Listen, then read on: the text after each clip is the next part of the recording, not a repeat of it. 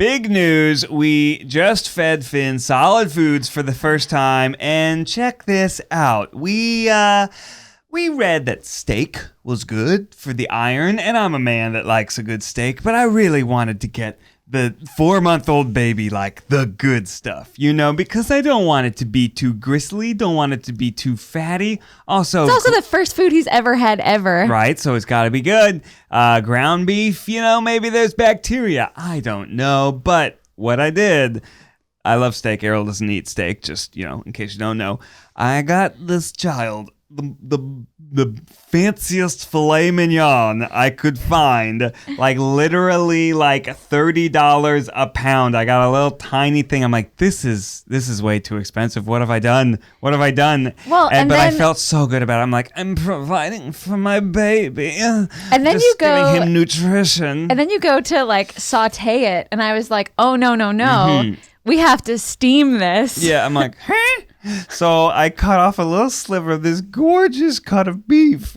Seriously, the most gorgeous thing I've ever seen. And I then cut it up into tiny little things. I eat it raw. It's so pure. It's so good. It's like the best thing. But then we steam it in a baby food maker. And then we puree it. And then we mix breast milk in it. We mix breast milk in it. So it's basically meat milk. By the end, we have gray, fully cooked meat milk. I felt like an idiot. But I have spent $50 American on the gorgeous, most beautiful cut of beef. And yes, Daddy is going to eat it himself later. And we will get a respectful meal, but the disrespect we did to this beef cut was just like, oh no, what have we done? I felt really good about it. Me too. I still do. We made this great. I don't know. So Finn went to his 4-month appointment, the purest. and the doctor said, you can. It's definitely time to start solids. Get in there. We were like, okay, what do we start with? And she said meat. And Ned was like, absolutely, I will start with meat. Yeah. So that is what we did. Shopping. So it was sort of like, it smelled like, it smelled strange for sure. It smelled like meat. Yeah. But meat today, puree, which is a great segue. Yes. Yeah, because today we are talking about feeding babies.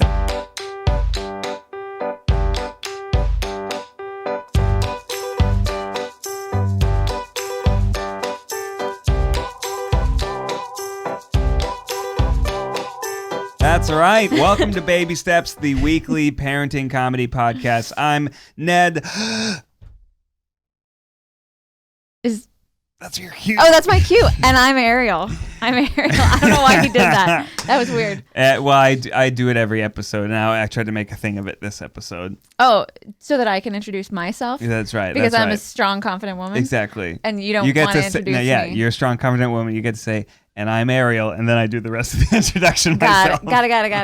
Okay. No, you could discuss that with me ahead of time, and it would be a lot more clear. Yeah, but see, I'm not that strong or confident. Got it. Okay. We're Ned and Ariel. We have a 3-year-old kid, a 4-month-old baby that just ate some meat milk. And today we are so excited to be talking with Robin Price of the Breastfeeding Dietitian. We're going to be talking about breastfeeding. Robin, how's it going? Hi, it's going great. I'm super excited to be here. We are so excited to have you. I'm going to try and keep the amount of times I talk about boobies to a minimum. But, that's my role here. We're going to level set it as like... I think that's fair. A guy's perspective. I think that's fair. So breastfeeding. You'll keep it real. It's making milk from your boobies. How happened? How make milk from boobies? Ned just sort of assumes that it just happens. Boobies is boobies, and then milk is milk, and then mammary ducts. I don't what are the basics?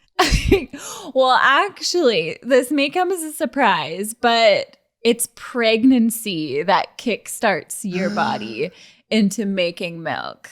It's all those glorious pregnancy hormones going around. Yep. And so even if you're not pregnant, if you can match those pregnancy hormones, you can actually induce lactation. So it's the pregnancy hormones that get milk making going. And then once you birth your baby, it's your baby that keeps the milk making going. Wow. Yeah. So that's why in Meet the Parents, they're like, I got nipples. Can you milk me? That was like my favorite movie as a teenager. Explains a lot about me. So it's hormones from pregnancy that start to circulate milk production, and then as you continue to breastfeed, that kind of gets kept going. But where does the milk come from? It starts like long before pregnancy too, when you're actually like making the milk making sacs in your breasts. Wow. But it just the process is kickstarted in pregnancy. They're there long before that, though. It's pretty crazy. Wow. That is crazy. Let's start with the anatomy of lactating or making milk. What is it that happens that kind of creates milk? Okay, so in your breasts, you have milk making sacs, basically. And I'm a visual person. I operate on Instagram creating visuals. And so the visual I like to use for it is grapes. So picture inside the breast, there's just bunches of grapes, and it's in the grapes that you make milk. Okay. And then if you picture the grapes operating like a water balloon where they like expand and contract based on how full they are is going to kind of cue to your body how much milk to make for your baby. And so when your baby empties those milk making sacs, the grapes are getting smaller. It tells your body, hey, we need to make some more milk. Puts more milk into the grapes. If you're going longer between feeds and your grapes are filling up a lot, it's telling your body, hey, we need to slow down production here. Baby's not eating as much. And then so it turns down supply. Interesting. You have grapes in your boobies. I Grapes. never knew. That's a really good visual, actually. Yeah. Because you just have these milk ducts. No, milk sacs that like expand and contract. Sacs, the grape boobies. Booby grapes. Yep. And then the ducts are like the vines that go out towards your nipple. And like when they contract, it goes into your ducts. Yeah, it's a really good visual to picture what's going on in there. Okay. I think your boobies are really grape. Wow. Okay. All right. One topic we're talking about today is baby-led breastfeeding, as well as the idea that support is best. So tell us, what are some of the misconceptions around breastfeeding, and what is the idea of baby-led breastfeeding? I think a main misconception about breastfeeding is that all babies are supposed to kind of behave in a certain way. I think moms are told, oh yeah, you got to feed your baby every 2 to 3 hours, or you're going to expect them to do this. And really every baby's going to be unique in their needs. And so when you throw the concept of baby-led breastfeeding on it, it really helps set more realistic expectations where every baby's going to be different. And so if you read their cues, read what they're telling you, then you're better able to not be thrown for such a loop when they're not fitting into that kind of cookie cutter breastfeeding every 2 to 3 hours. Mm-hmm, mm-hmm.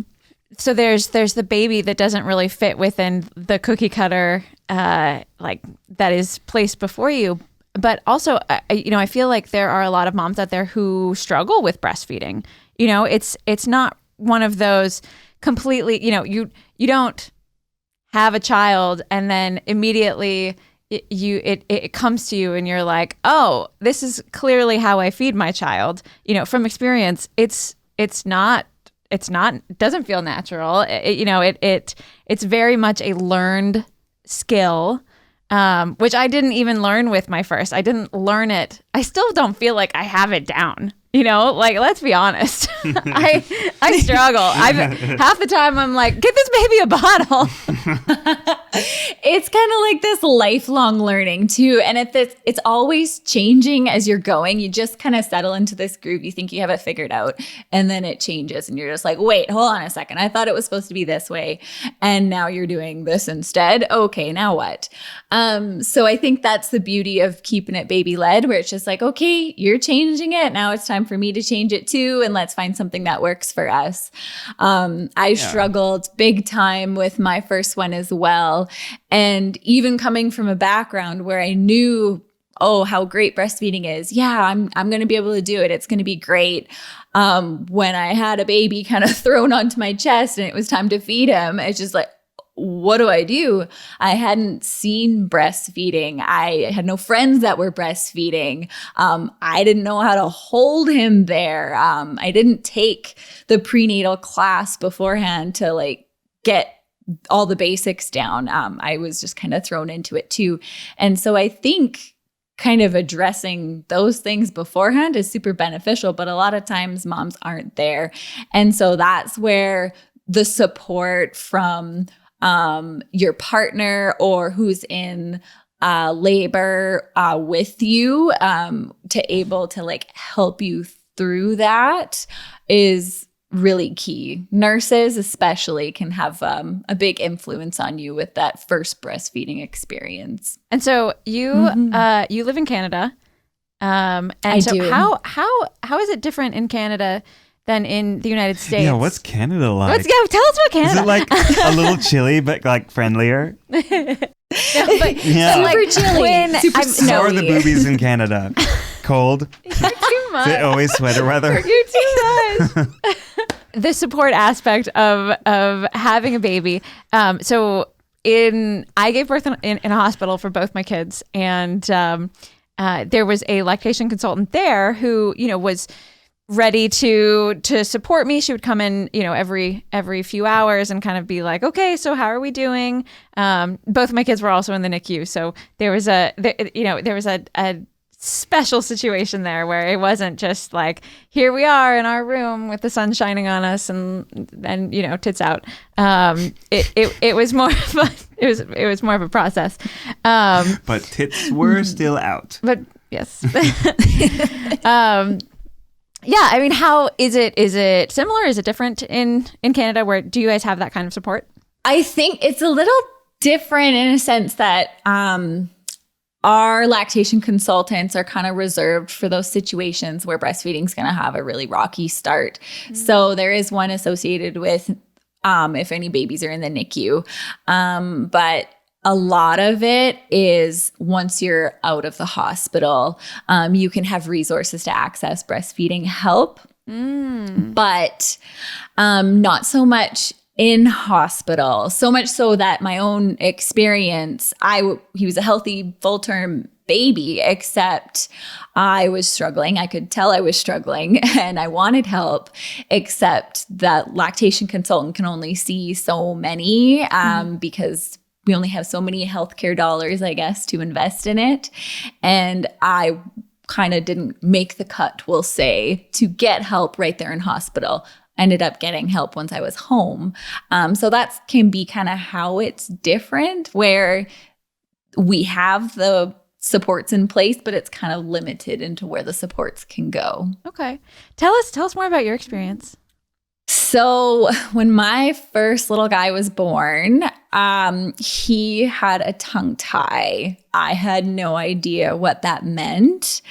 And all I heard what I was told from the doctor was like, oh, you know, sometimes we cut a tongue tie. And that just sounded super traumatic to me. Oh my gosh, you're going to like take scissors and cut my baby's tongue? No, thank you.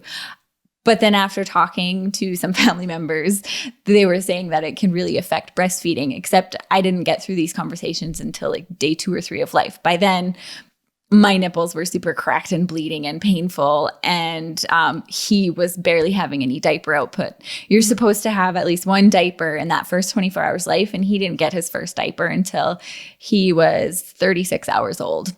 Oh, wow. And so it took him a while. He wasn't eating. Nope, he wasn't getting the milk. And I didn't know any like, again, I wasn't educated. I didn't know what to look for. I didn't even know what a baby's swallow sounded like until right then and there, where the nurse is like, oh, you hear that soft little ka sound? That's him swallowing. And I was like, oh, really? Oh, okay. I felt very clueless throughout the whole process, but I was very highly motivated to breastfeed. And so I sought out help. And eventually we got his tongue tie clipped, but they didn't clip back far enough. I didn't realize this until about 5 months in, when I was basically told that him breastfeeding every hour for 30 minutes was not normal. You know, they're supposed to have these times of like, they'll sleep for good periods of time and they'll be awake to like explore the world. No, they're not supposed to be breastfeeding 24/7. Right. So then I'm like, oh, okay. And finally got some help. But I kind of flew under the radar because of what I was doing was helping him keep growing. Usually they kind of find breastfeeding problems by their growth isn't kind of where it's supposed to be, or their diaper output's not supposed to be where it's supposed to be. So that's kind of why I flew under the radar with this undiagnosed tongue tie and finally got that addressed. But by that time we were starting solids and onto a new journey in a sense. So I kept breastfeeding him, but it was a really rocky journey. Yeah. I mean, absolutely. it sounds like there's a lot of pressure for moms, especially first-time moms, to fit some idea of breastfeeding because you don't know what is going wrong or what to expect if something is not ideal. It sounds like there's not a lot of information out there. Yeah, and there is, there's a certain amount of pressure to breastfeed. Whether it comes from ourselves or whether it comes from like societal norms.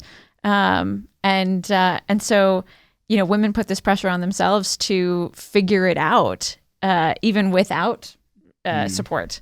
Is that what baby-led means, where baby's not going to feel any pressure? Baby's just a baby. Maybe baby just wants to eat. You follow what the baby's doing. You don't need to feel pressure because it's all on the baby. Baby can handle it. Pressure makes diamonds out of that baby. Yeah. Oh my goodness. I'm just imagining what our children are going to be like if we're like, you got this. You can handle this. You got this. It's huge pressure. I think there's this concept where it's just you want to kind of read your baby and then you can make decisions based off that. So I think it's learning what your baby's trying to tell you. Classic example is I had no idea what my baby was telling me. And had I known, I think things probably could have gone a lot differently. And based on the moms that I've talked to through my Instagram account, I know a lot of them also feel the same way, where it's just like, oh, had I known this, then maybe it could have been different. And so that's what my Instagram is all about, in a sense, is just kind of trying to get the message out there in a platform that people are on, just kind of cruising through their feed and absorbing information, that it's information that's kind of could help them prevent any problems. I love that. What are some things you wish that you had known when you were breastfeeding your first baby? Definitely in those first few days, what to expect, where, what a swallow sounds like, what it actually sounds like or looks like when your baby's drinking milk, because it's not like you have a gauge on the side of your breast telling you how full or empty it is. That'd be nice. Go well with the grapes. Would be really nice. Have a little bottle of wine. A bottle of wine. Body. It just goes, Yep. It would be super nice, but we don't. And so we have to kind of look at other ways. So looking at the swallows that are happening and how there's different types of swallows and sucking rhythms to know if they're actually drinking well and getting the milk out. And I wish I would have known that, because that definitely wasn't happening with my little guy. And then I wish I would have known what kind of red flags there were that something was wrong, where, I was having the nipple damage. Definite red flag. That's not supposed to happen. It's not supposed to be this kind of like painful, dreadful experience where it's just like, oh no, I have to feed my baby again. That's kind of a red flag. I certainly remember that. And there was something, it was with Wes, our first, when I was chatting with my doctor, and I was like, is it supposed to hurt like this? And she said, only if something is wrong. Oh. It is only supposed to hurt if there is something wrong. Like the latch is for me, it was a shallow latch.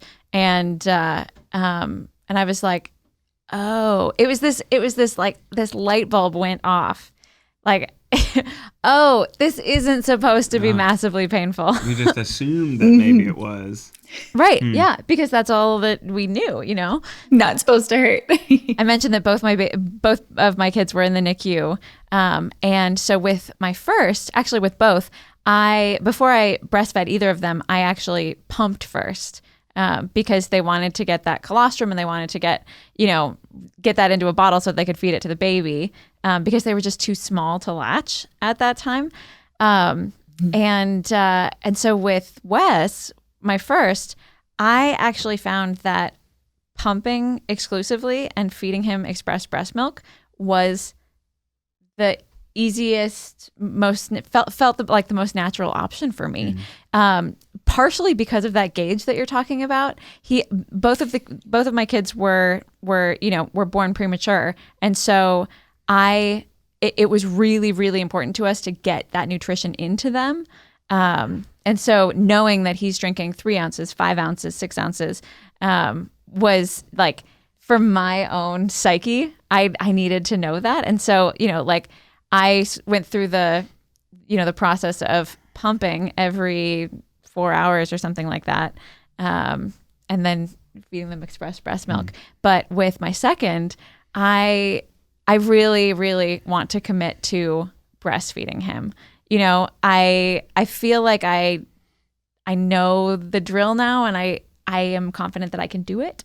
But it just doesn't feel like the most natural thing to me, especially since it was completely different with my first. And that's totally normal to have different experiences, different wants for each baby. Like, they're going to be different. But again, where it just doesn't feel like it's coming naturally, that's also totally normal. Because I think there's a huge culture piece to breastfeeding of kind of what you see, what you're surrounded with, you learn from those things. And so if you're not surrounded by it, where it's not in, like, you don't see it everywhere, then you're kind of operating blindly. You're going at this just trial and error, trying to find what works for you.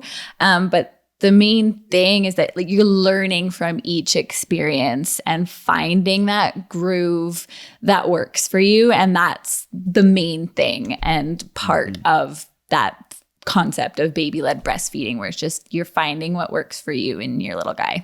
So I imagine a lot of people listening are like, love all the information, you guys, but I have this thing that's going on and I need some help with it. So let's do a little troubleshooting exercise. Let's imagine our boobies are a VCR from 1995, and we're going to flip to the back of the owner's manual and go through all of the troubleshooting steps.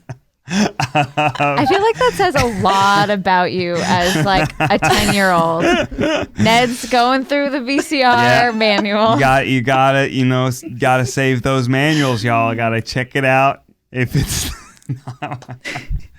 So yeah, let's go through what are some of the main issues that could be happening to people in their breastfeeding journey, and what are the signs to look for? And, what are the fixes? And also, is there a 1-800 number that you can, call maybe call we could, the Samsung and get your VCR checked out? Maybe we can break that down a little bit. I feel like you just asked Robin to, please solve breastfeeding for all of us. What if we do, a top 5 list? Do you think, you got five in the hopper? We could do, number 5. I could do 3. Okay. Oh, yeah. We'll do 3. Robin's top 3 breastfeeding tips. Number 3. I think that one would fall under a fussy baby, can't get them to latch, but will happily take a bottle. Right there with you. That seems pretty easy to identify. Yeah, that's pretty clear. So what do you do there? Yes. So the first place I would look at is when you're trying to feed them. Sometimes a baby who is overly fussy is just overly hungry. And so there's these early hunger cues that they show, and then there's late hunger cues.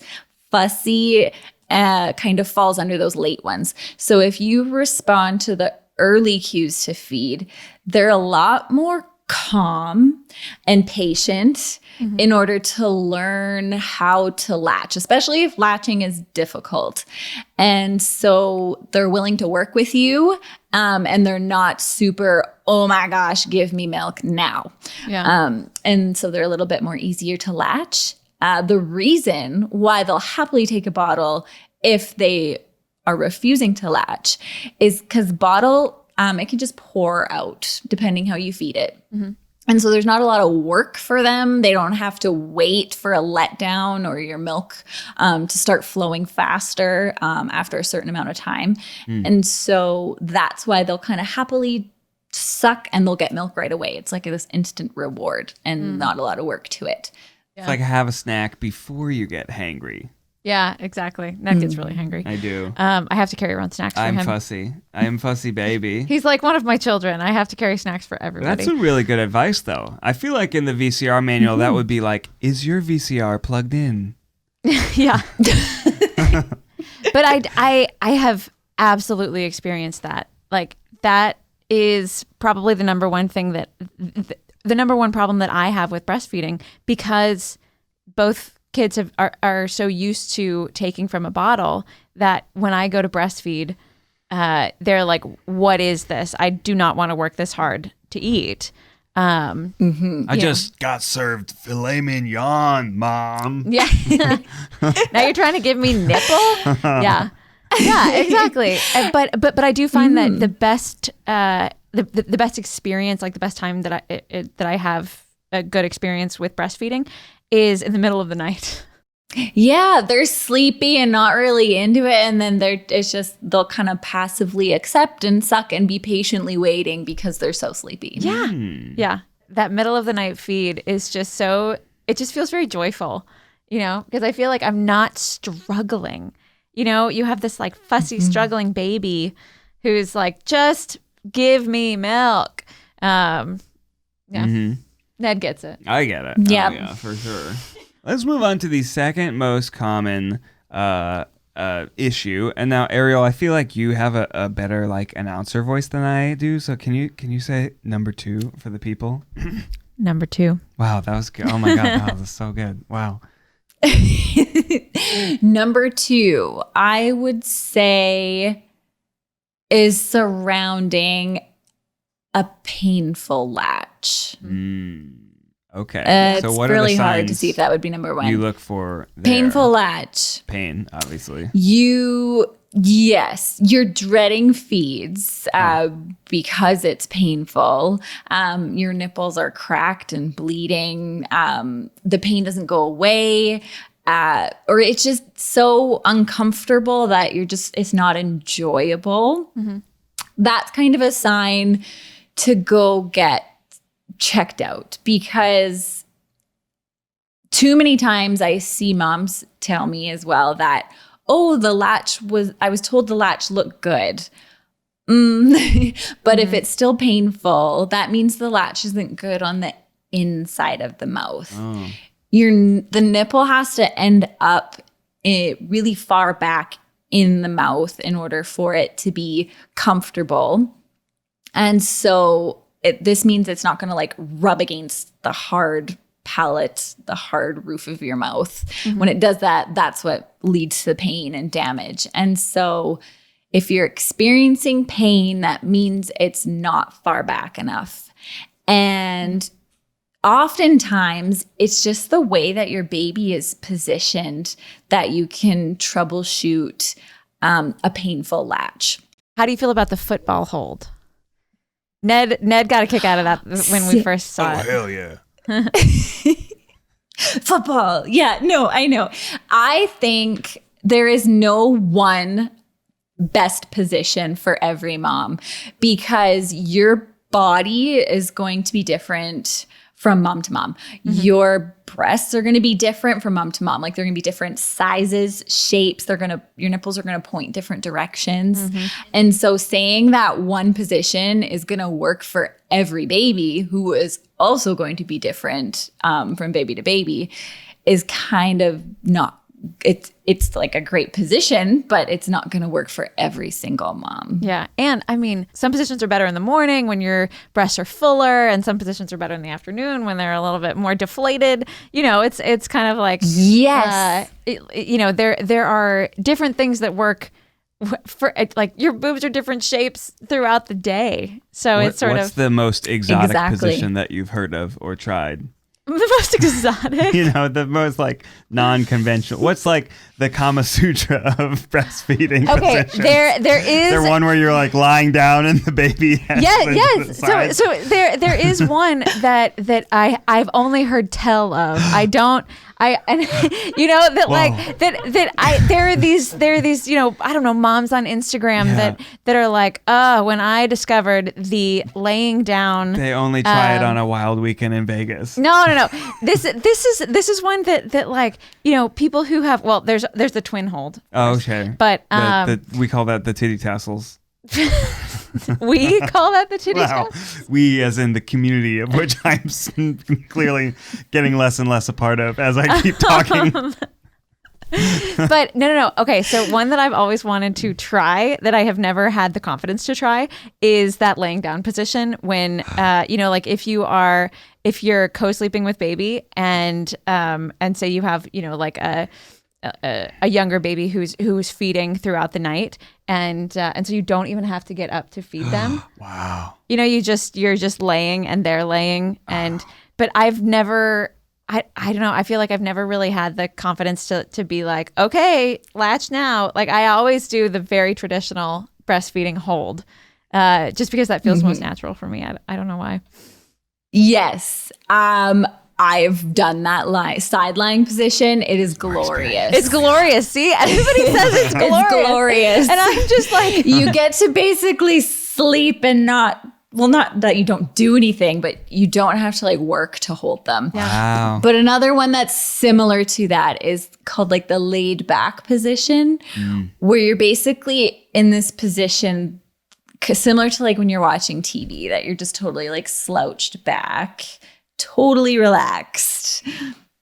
You like lay them on you, tummy to tummy. They can be in like whatever direction that works for your boob, whatever it's facing. And then, you know, your body is supporting them. So you don't have to hold them and work to hold them.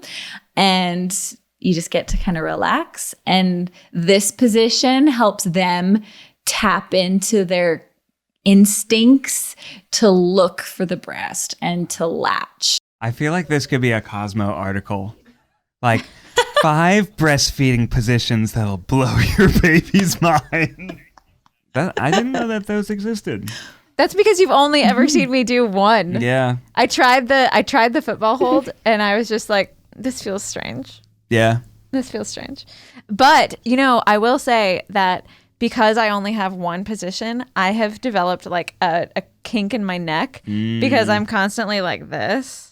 It's an issue. We talk about we talk about breastfeeding ergonomics all the time because even burping ergonomics. Like I got a kink in my shoulder for a while because I was doing it like this, holding him this way. Like, and it came around the same time with Wes too. Around that like 3-4 months, you're sort of like, oh, I'm really starting to get it. Yeah, that can happen. That's why switching it up is nice. Yeah. So we'll do the number one issue. Ariel, take it away. Number 1. This one's probably not what you would first initially think is the number one issue out there, but it's what I most commonly see is not having an effective latch. Meaning you have your baby latched, maybe or maybe not, it's painful, but it's just not effective, meaning they're not getting milk. because there's a difference between your baby feeding for 30 minutes really poorly versus feeding for 10 minutes really well. Does that lead to like milk spillage too? What?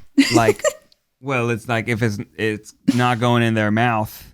Oh, I Just have a very strong letdown, especially like, first thing in the morning or something like that. So Finn is a very messy eater. So I think Ned is referring to just the spillage of milk. It's like a hockey player who goes to the bench and then they're just like they like squirt water in their mouth and like only like 10% of it actually gets in their throat. That is kind of what breastfeeding is. That's what breastfeeding is like for us sometimes. Why are they even using it? Why don't you just drink the water bottle like normal? Yes, so you're from Canada, it's those signs. I totally get hockey, yeah, for sure. But yes, it's totally those signs where it just them being able to breastfeed well. So recognizing when your baby can breastfeed well and knowing when they're not breastfeeding well and switching up things to help them do it. And so again, it kind of comes back to those positioning things. So for you, Ariel, if it would be an overactive letdown, think of if you were drinking a glass of water and you were really thirsty, and so you're going to chug back this glass of water, you would probably do a lot better when you tilt your head up and you're drinking it really fast. When we're sipping on tea or coffee, you kind of like tuck your chin in and you're just going to sip. But if you were to try and chug something in your sipping position, it would be really difficult. Right. So it's kind of a similar concept with the baby that you want to let them tilt their head back so that they can handle the flow better. Interesting. Oh, wow. Okay. Yeah. That's a good There's tip. lots of little kind of tips and tricks of just look at your baby and see if you can switch things around to help them breastfeed more effectively. Wow, what great tips. Your Instagram is full of great tips. We saw an idea for something to do with spilled milk on your Instagram. Can you tell us about the BM washcloth? Yeah. You said BM. That was good. Breast milk washcloth. Why did you write it like BM, Rachel? As it came out of my mouth, I'm like, what did I just say? God. What is Can this? you tell us more about a BM washcloth? Wait, a what? I know what he's talking about, but I was like, why did you call it that? Okay, All good. I totally knew what you're talking about. It's just funny. Can you tell us about the breast milk washcloth? Yeah. Okay. So many times I've seen, like, it is perfectly acceptable for moms to cry over milk that they have spilled. It's so hard won sometimes that if you lose it, it's heartbreaking. I mean, you've seen it. You've gotten pretty upset at me for even like spilling like a little bit. Or like sometimes if Ned heats up a bottle and I already have a bottle and I know that like the bottle's not going to last long, the amount of time that Finn needs to eat it or something, I'm kind of like, okay. And I don't understand it because I'm like, we literally have a freezer full of frozen milk.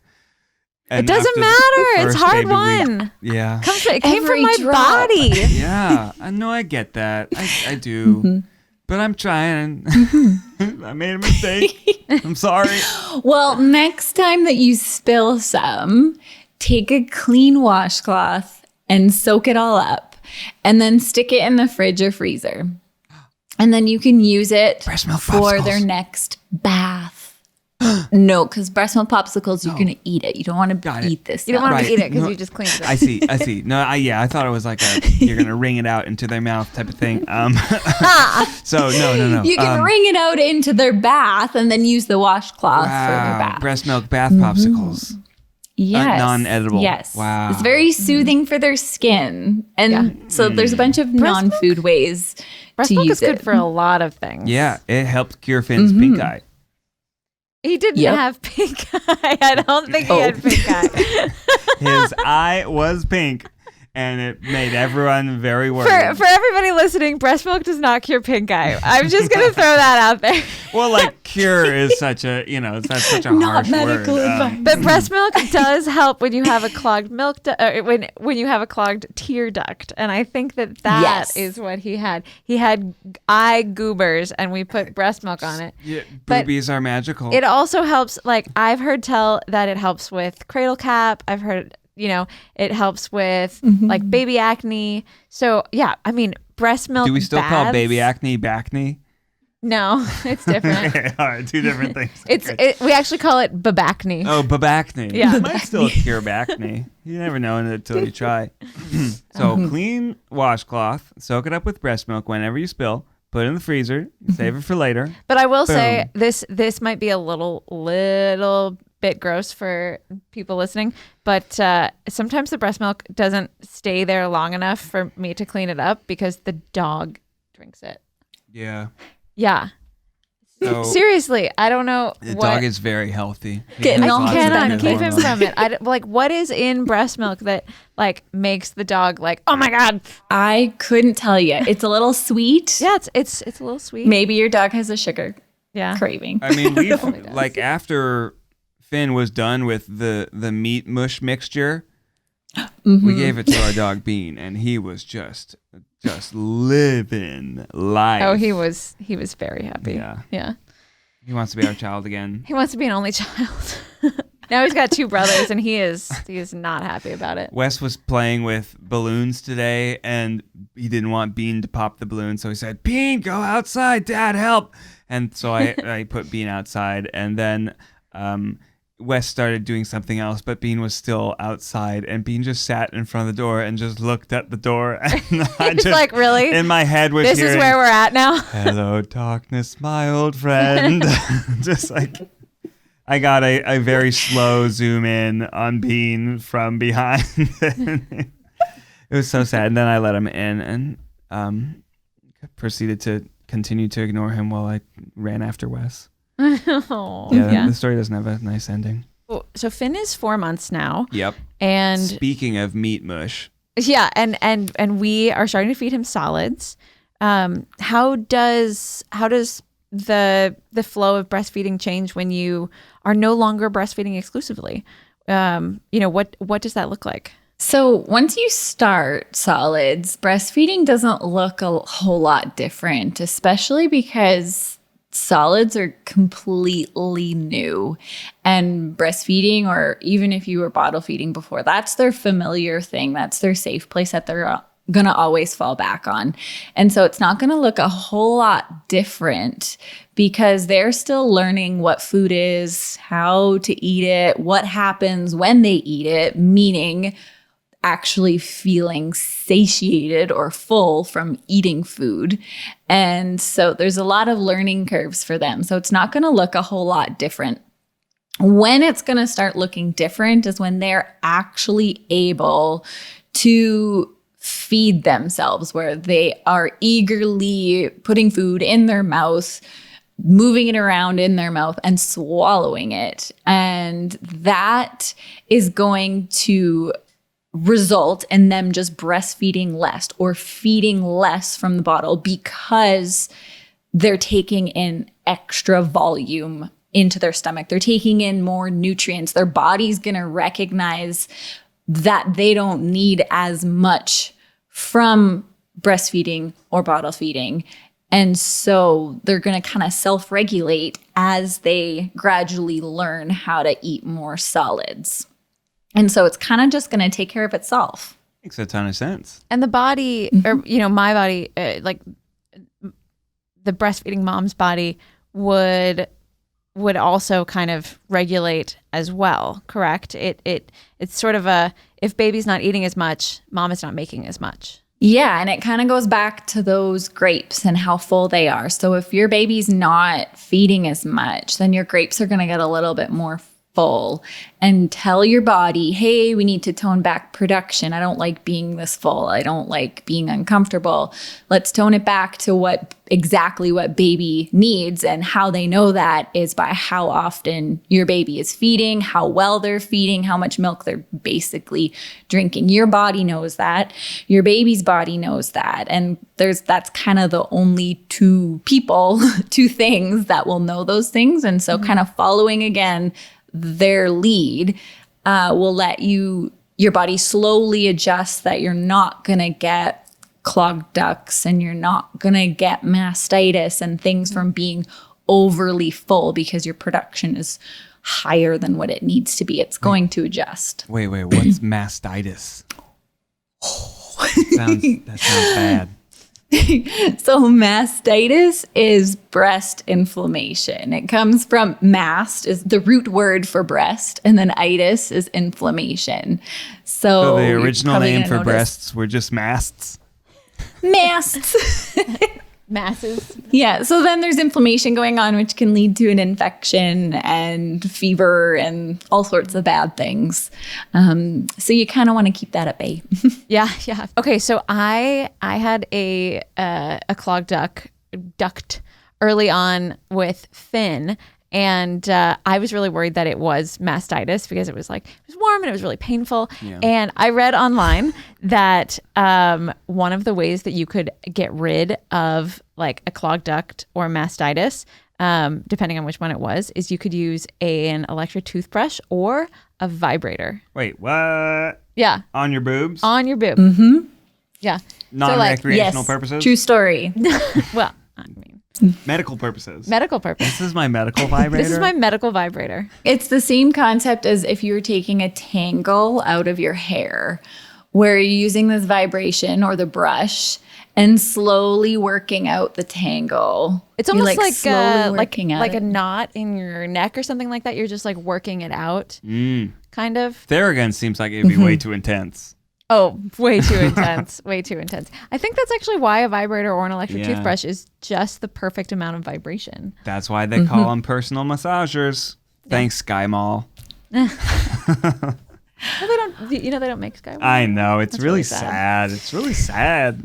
I used to read those every time I would go through. I didn't even have any money. I'd just read them and be like, that's cool. I could buy a Gandalf statue. I'm hearing that we have time for about one more question. And so we wanted to go back to this idea that support is best, because I feel like in like the parent community and the mom community, you're always seeing breast is best. No, fed is best. There are so a lot of like blank is best. Right. So well, what is best, and why do we got to argue about it? Right. I feel like we shouldn't be saying X is like the best thing, because the best thing is what is best for you and your child. Exactly. You're going to know your situation and your baby, your body, everything that you need. And so supporting that is definitely best. Right. If you choose to breastfeed, if you choose to formula feed, you need to support your mom friends in whatever they choose. So it's more like having a support network for whatever your personal like choice and whatever works for you. Okay, I like that. I thought it meant like a pillow to prop up the baby at first. I was like, like support. That does seem helpful. But like best? That's the best thing to do? Is that really the option? No, this is like the overarching thing that just entire support is really best. I think people are still going to argue about it online. I think they are in the too. comments section. I think they are too. Yeah, it's one of those things where it's the hype. It's kind of the clickbait thing that everybody's drawn to, or the thing that they latch on to in times of stress, like especially for breastfeeding moms where they really badly wanted to breastfeed and it didn't work out. They're let down.